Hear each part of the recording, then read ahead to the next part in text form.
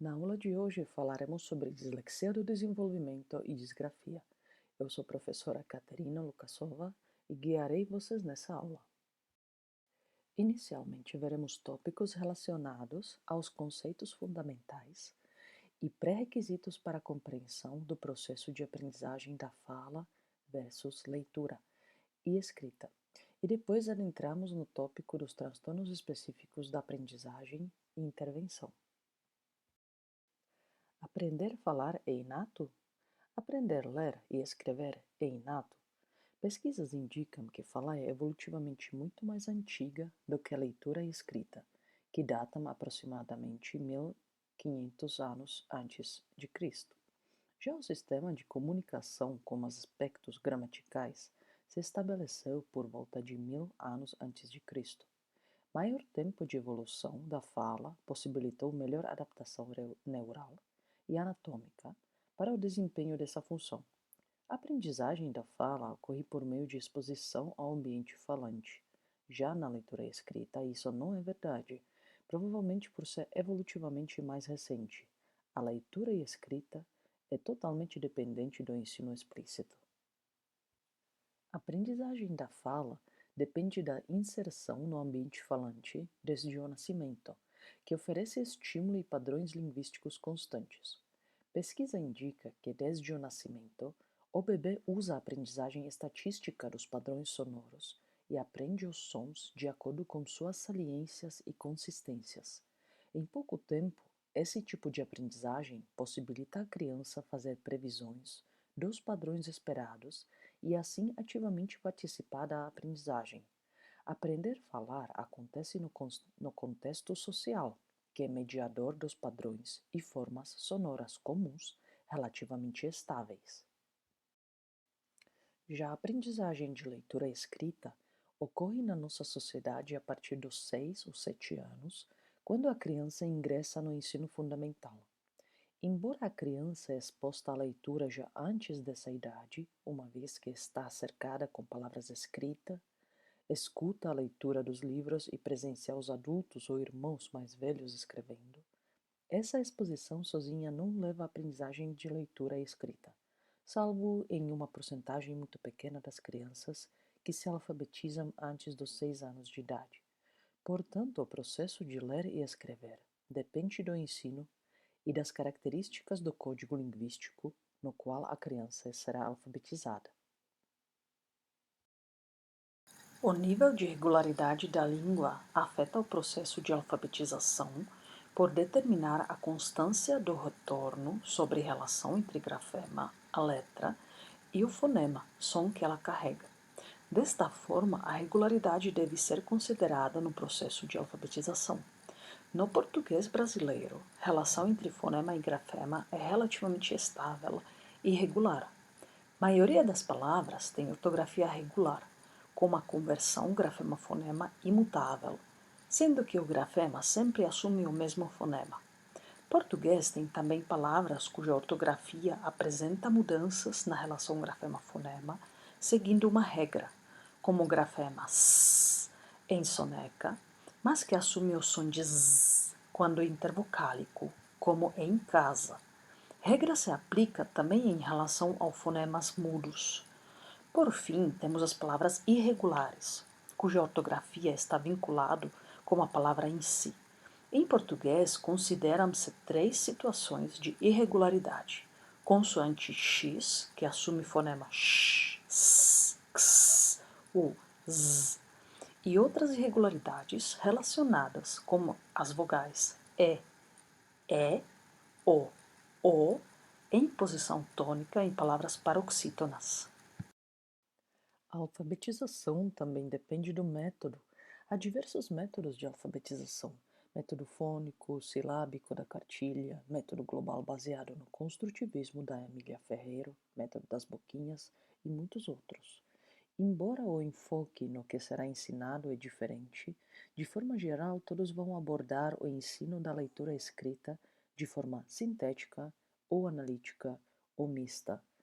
Ensino sintético ensina as partes mínimas, podendo ser estas letras, fonemas ou sílabas, e gradualmente progride para partes maiores, palavras.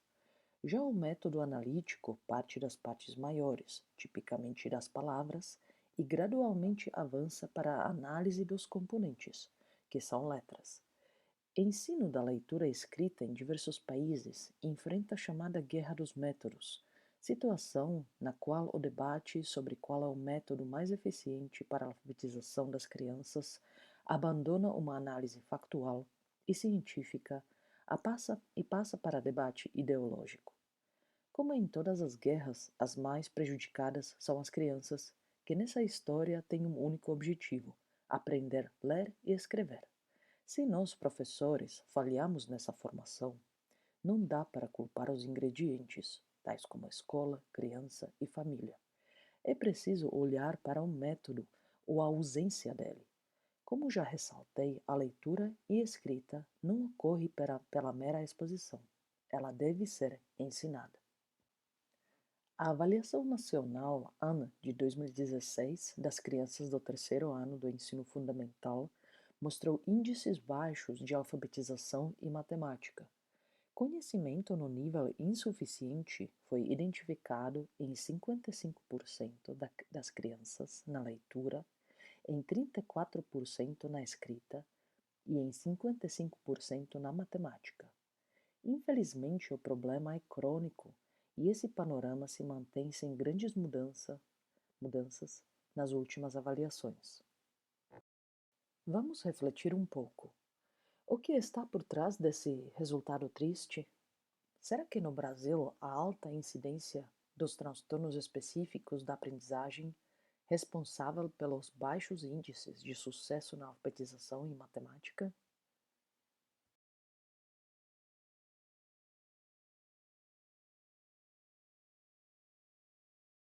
Transtorno específico da aprendizagem tem seus critérios diagnósticos definidos em manuais de doenças, tais como o Manual Diagnóstico e Estatístico de Transtornos Mentais, DSM-5, cuja quinta edição foi lançada em 2014.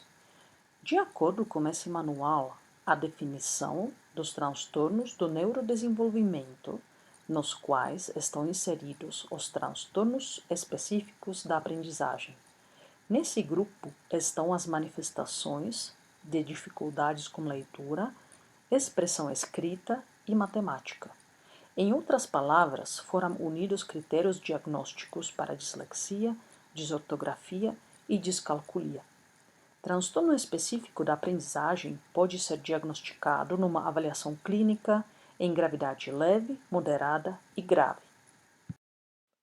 Diferentemente do DSM-4, o DSM-5 não diferencia mais a disgrafia e desortografia do desenvolvimento. Atualmente, ambos fazem parte do transtorno específico do desenvolvimento, que aborda dificuldades de aprendizagem. Na definição mais tradicional, a desortografia é dificuldade na elaboração da escrita, tais como troca de letras, erros na ortografia e construção frasal. Frequentemente faz parte da dislexia do desenvolvimento. Já a disgrafia abrange mais o aspecto motor da escrita e noção visoespacial, manifestando-se como caligrafia deficitária no traçado e formato das letras. Também pode ser encontrada na dislexia do desenvolvimento ou pode existir sem a dificuldade de leitura. Na literatura foram descritos casos como disgrafia do desenvolvimento de bons leitores, como apenas dificuldades motoras e um comportamento desajeitado. Disgrafia também pode existir como comorbidade em TDAH ou autismo. No nível neurobiológico, estudos indicam que a disgrafia do desenvolvimento pode ser diferenciada da dislexia, pois apresenta resultados diferentes na conectividade neural funcional e na integridade da massa branca. Vamos voltar para a dislexia do desenvolvimento. A incidência da dislexia varia muito entre os países. A porcentagem das crianças em idade escolar diagnosticadas com dislexia variou de 1% no Japão e China até 33% reportado pela Venezuela. Hoje há consenso de que a diferença é causada pela forma como as crianças são avaliadas e por outros fatores socioculturais. Estima-se que a incidência do transtorno seja entre 7 a 10%. É importante destacar que a dislexia, assim como todos dentro do transtorno específico da aprendizagem, são considerados manifestações em espectro, no qual há uma variação normal nas habilidades formando a curva principal de bons leitores e uma variação no nível do transtorno, formando uma segunda curva do dromedário, como uma ampla variação nas habilidades e sintomas. Especificamente em relação à leitura escrita, que envolve habilidades complexas, o transtorno pode ser visto em dois eixos principais: um de decodificação do código linguístico e outro no eixo da compreensão. As crianças que têm uma boa decodificação, mas não têm compreensão, mostram uma hiperlexia, que pode ocorrer em algumas crianças pré-escolares e ou em algumas crianças de alto funcionamento no espectro autista. Crianças que têm boa decodificação e boa compreensão são bons leitores. Já as crianças que têm decodificação deficitária, mas mostram boa compreensão, principalmente quando é lido para elas, mostram padrão coerente com dislexia. E por final, as crianças com pobre decodificação e compreensão, mesmo quando lido para elas, mostram índices de um transtorno geral. De acordo com a definição, dislexia é de origem neurológica, que se manifesta como uma dificuldade na correta e ou fluente leitura de palavras, na escrita e nas habilidades de decodificação. Esse déficit é frequentemente não esperado em relação às outras habilidades cognitivas e ao ensino que a pessoa recebeu. Frequentemente, junto com o quadro de dislexia, há outras comorbidades. As mais comuns são transtorno de atenção e hiperatividade, disgrafia e descalculia. Como diagnóstico diferencial, algo que deve ser avaliado como alternativa ao diagnóstico de dislexia, devem ser considerados variações normal no desempenho acadêmico, deficiência intelectual, dificuldades devido a problema neurológico sensorial e o próprio transtorno de atenção e hiperatividade. As pessoas com dislexia, daqui para frente usarei termos disléxicos, têm desempenho inferior na leitura, principalmente na leitura de pseudopalavras, mas podem apresentar outras alterações, uma vez que é um quadro bastante heterogêneo. Um dos prejuízos pode ser relatado no processamento visual, que é relatado como desconforto visual durante a leitura, movimentação das letras, sobreposição ou perda constante do lugar de leitura ou até visão borrada. Há também prejuízo na nomeação rápida, que é a habilidade de rapidamente evocar e verbalizar o nome de um determinado objeto, tipicamente avaliado numa sequência de objetos comuns, e essa dificuldade indica lentidão no acesso lexical ao nível da palavra. Pode haver ainda dificuldade no processamento temporal auditivo de reconhecer informações acústicas em alternância rápida e outros nuances temporais de som. Espera-se efeito cascata, quando o prejuízo numa função impacta outras habilidades fonológicas. Pode-se também visto prejuízo na memória de trabalho, que se refere à memória de números, palavras, frases, ou seja, memória de trabalho é nossa memória imediata, de guardar informações por segundos ou minutos. Dificuldade nessa memória, nessa função, pode ser observada em pequenas situações de, por exemplo, dificuldade de reter instruções breves, recados e outras informações verbais. Pode haver também prejuízo na motricidade, especificamente na coordenação motora fina, observada nos desenhos e escrita, ou na motricidade grossa, por exemplo, na dança ou movimentos corporais. Alguns índices também mais claros, vindo de pesquisa, indicam um prejuízo no equilíbrio. Há divergência sobre como cada uma dessas dificuldades constitui o quadro de dislexia, ou quanto cada uma dessas dificuldades contribui para o déficit principal relacionado à leitura. Pesquisas nos últimos 100 anos investigaram diversas evidências e se consolidaram em 4 principais hipóteses de causalidade, o que vamos ver na seguida. Uma das hipóteses mais consolidadas nos últimos 40 anos é a hipótese fonológica da dislexia. As dificuldades na leitura são explicadas em função dos déficits como processamento de som, especificamente déficit na consciência fonológica, manipulação dos fonemas e partes maiores, tais como sílabas. Por isso, observa-se baixo desempenho, já na pré-escola, em tarefas que envolvem aliteração, rima, manipulação silábica e fonêmica. Estudos mostram que no início da alfabetização, as crianças com dislexia mostram desempenho deficiente de consciência fonológica em diferentes línguas, sendo que em algumas a deficiência é mais acentuada, como por exemplo, em inglês, habilidades preservadas foi encontrada em 47% das crianças com dislexia e 72% sem dislexia. Enquanto em grego, 88% dos disléxicos e 100% dos controle tiveram boas habilidades fonológicas. Curso da deficiência de consciência fonológica pode também depender do código linguístico. Há índice que os adultos disléxicos, em línguas transparentes, não apresentam mais nenhum déficit na consciência fonológica. A regularidade do código linguístico afeta também o padrão na leitura dos disléxicos. Enquanto em línguas irregulares é comum um alto número de erros e a velocidade reduzida na leitura, em línguas regulares a alteração pode ser apenas na velocidade, enquanto a leitura se mantém correta. Dificuldade subjacente pode ser um déficit na percepção temporal de sons. Quando pronunciamos sílabas pá e bá, a informação sonora que diferencia ambas está nos 40 a 60 milissegundos iniciais.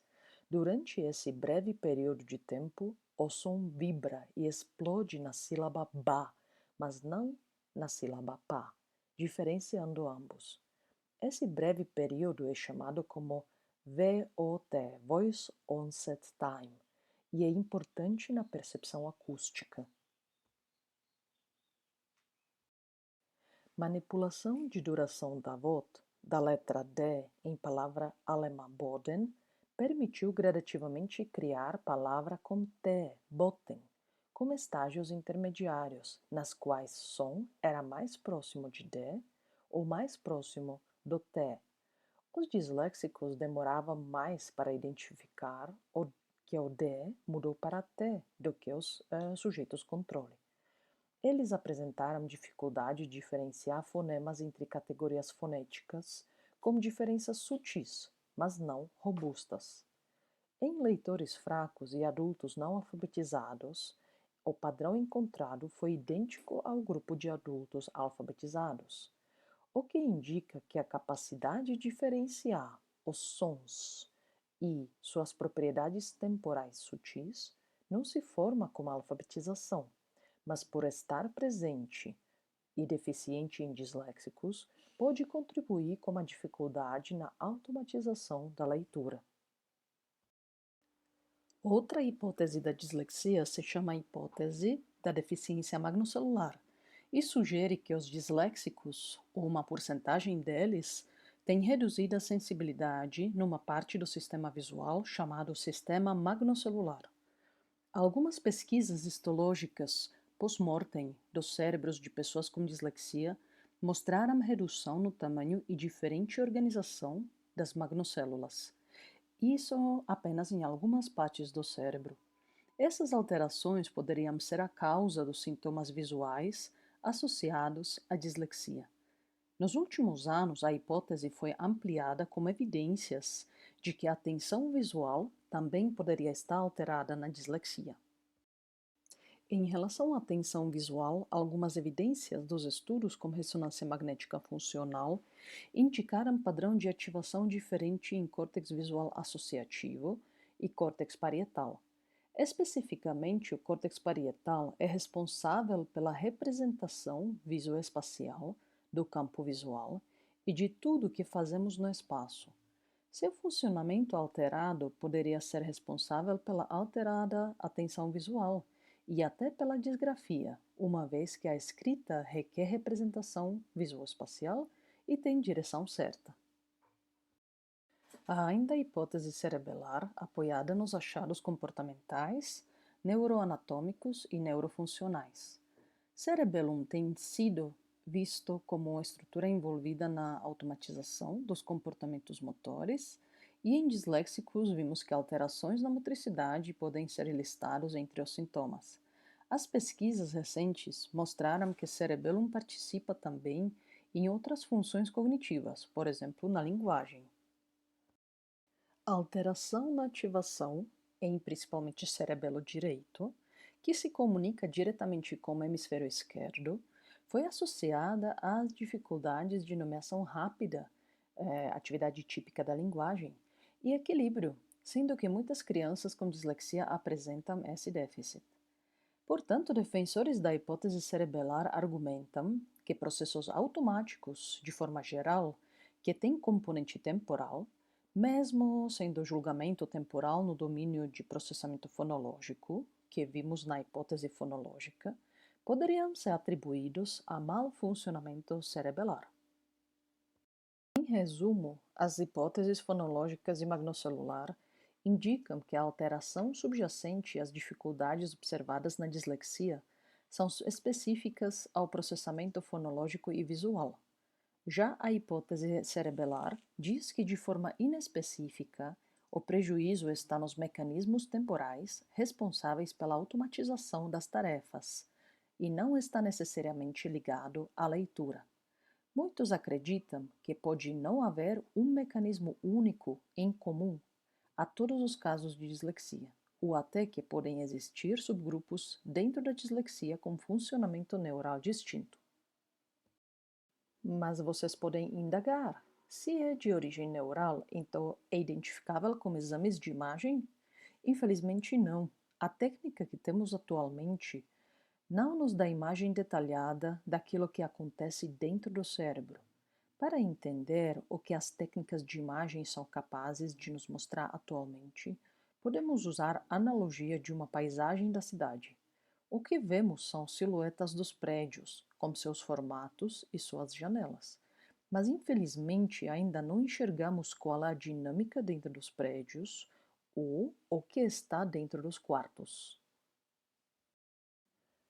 O diagnóstico do transtorno de aprendizagem é muito importante e deve ser feito pela equipe multiprofissional experiente, que envolve neuropsiquiatra, neuropsicólogo e fonoaudiólogo. Diferentes fatores devem ser descartados, tais como déficit intelectual, disfunções ou deficiências auditivas e visuais, lesões cerebrais, congênitas e adquiridas, e desordens afetivas anteriores ao processo do fracasso. Como o diagnóstico ainda não é precoce e ocorre somente no curso do fracasso escolar, crianças com o transtorno da aprendizagem podem apresentar alterações emocionais, mas estes são consequências, não a causa. Portanto, precisam de um olhar experiente para excluir casos de alteração de humor, tais como depressão infantil. Se não houver passado pelo processo de alfabetização, a criança é considerada em risco e não recebe o diagnóstico de transtorno. E por que o diagnóstico é importante? Bom, ele deve nortear a intervenção com a criança na clínica e na escola. É de extrema importância que o laudo será compreendido e discutido pela coordenação pedagógica e pelos professores que lidam com a criança. Ademais, a criança tem direitos garantidos pela lei, quanto ao seu ensino e avaliação diferenciada. Ela tem direito para desempenhar em condições justas, condizentes com seu diagnóstico. A intervenção na escola, de forma geral, deve seguir algumas regras básicas. Ela tem que ser 100% melhor que ensino regular. Os alunos que vão para a intervenção têm histórico do fracasso escolar. Em tal horário de ensino especial, o reforço tem que ser valorizado como o momento de resgatar essas crianças, de forma interessante e lúdica. As atividades devem ser bem estruturadas e repetitivas, com pequenas alterações. A atividade deve ser divertida, pelo menos em alguma parte do tempo. O retorno e correção deve ser imediata e a avaliação do aprendizado deve ser breve, mas em intervalos curtos. No caso de dislexia e dificuldades de leitura e escrita, a intervenção deve ser preparada nos seguintes eixos. Devem ser trabalhadas habilidades de decodificação grafema-fonema, consciência fonológica, vocabulário, treino perceptual e devem ser pensadas diferentes estratégias compensatórias. Treino de decodificação grafema-fonema é feito por meio do ensino estruturado e gradual, partindo-se do mais regular, tais como vogais P e B, T e F, para mais variado, grafemas que podem assumir 2 ou mais fonemas, como G em gato é G e em Giovana é J. Som e nome das letras podem ser ensinados ao mesmo tempo, e treino deveria ser focado no fortalecimento da memória de associação. B de bola. J de jornal. S de sal. V de violino. Para o fortalecimento da memória, outras entradas podem ser usadas, principalmente o tato. Então, apalpar a letra, reconhecer formatos apalpando e treinar a orientação correta da letra na palma da mão tem se mostrado como uma ótima estratégia. T. X. K. U. I. O. R. Y. F.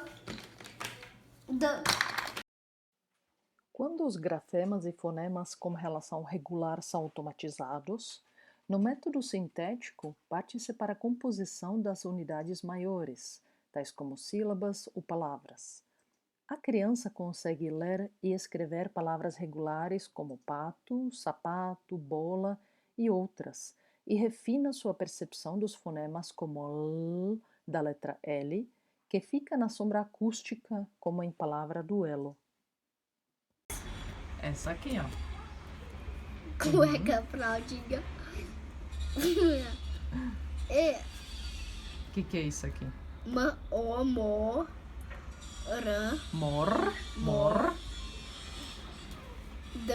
A. Morda. É de A? Samu, Morde. o que é? Não. Peraí. Não. Mor. Mor. Morde. Morde. O que é essa dica aqui dizer? As bombas de lixo tóxico que é copiada bem no desenho da Alecrina. Mesmo sem o domínio pleno do princípio alfabético, a intervenção deve ter momentos de contextualização. Por meio da leitura compartilhada, a criança explorará suas habilidades no nível dela, no papel do leitor, extrapolando o treino. A correção nesse momento deve ser feita de forma sensível, para reforçar o que já foi treinado, mas ainda é errado e para assegurar que o texto lido possa ser compreendido.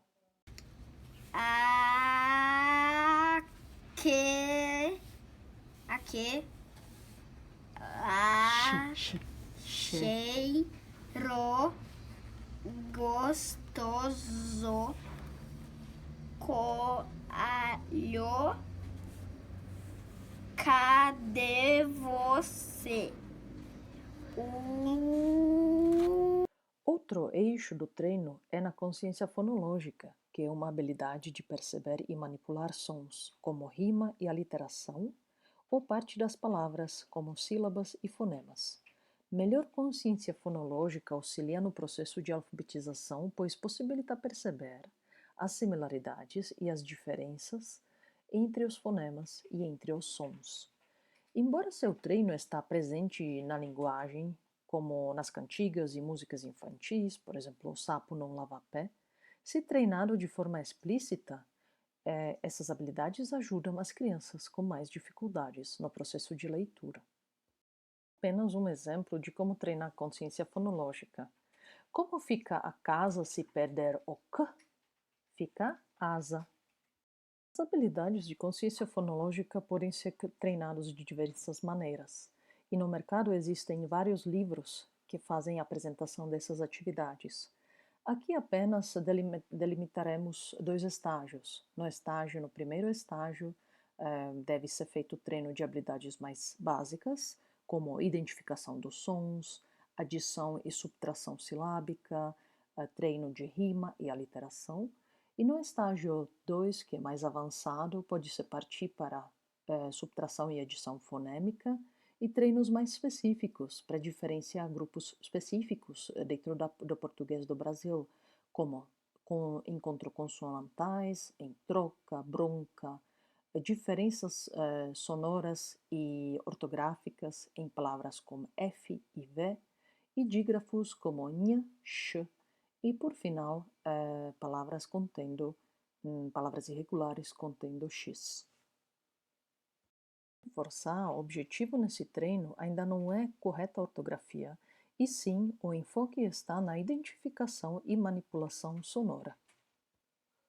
Embora a aquisição de vocabulário ocorra de forma espontânea em maioria das crianças, estudos mostram uma forte relação entre maior vocabulário e melhor passagem pela alfabetização.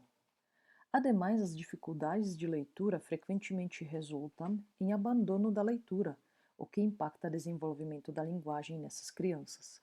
Por estes motivos, a intervenção deveria dedicar um tempo ao treino de vocabulário.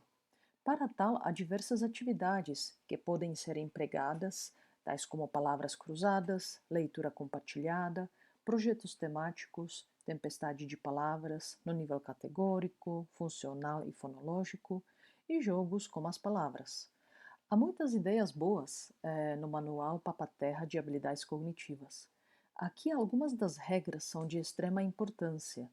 As atividades devem ser repetitivas, com pequenas alterações, e checagem do que foi aprendido é muito importante.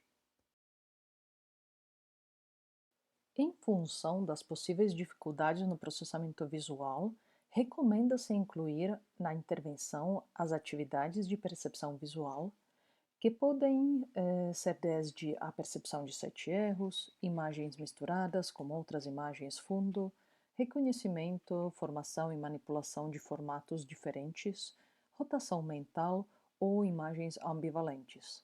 A percepção visual da criança deve ser estimulada para os detalhes visuais, uma vez que são esses os detalhes que diferenciam letra M e N, e orientação das figuras no espaço, que diferencia a letra minúscula como B e D. Quanto às estratégias compensatórias, deve ser usado tudo o que for necessário para um bom desempenho da criança: calculadora, tabuada impressa, janela de leitura, que está aqui na imagem, gravador, computador e outras ferramentas. A avaliação deve ter adequação gráfica, textos divididos em partes menores, utilizar linguagem clara, evitar formular questões em negativas, grifar ou destacar em cores diferentes as ideias ou as palavras-chave, ler a prova em voz alta ou dar a preferência para as avaliações orais. E com certeza não solicitar tarefas constrangedoras, tais como leitura em voz alta na frente dos demais alunos. Sugerir dicas, atalhos e associações que o ajudem a lembrar-se de algo ou executar atividade ou resolver problemas. Trazer o aluno para perto da lousa e da mesa do professor pode ajudar para melhorar o processamento auditivo e minimizar a distração dos ruídos, principalmente ruídos fundo e das conversas paralelas. Por o mesmo motivo, deve-se evitar colocar aluno próximo da porta ou da janela. Em alguns casos, uso compensatório pode expor a criança por colocar ela em condição diferente dos demais alunos. Por isso, o uso e a frequência deveria ser discutida com a criança e com os pais, e o melhor caminho deveria ser decidido em conjunto. De repente, o uso da calculadora faz sentido apenas nos momentos avaliativos, quando resulta em nota, mas não no dia a dia da aula. Esse processo de discussão e negociação também fará parte da construção da identidade em relação ao transtorno e de que forma as deficiências que ele traz para crianças serão apresentadas ao meio social.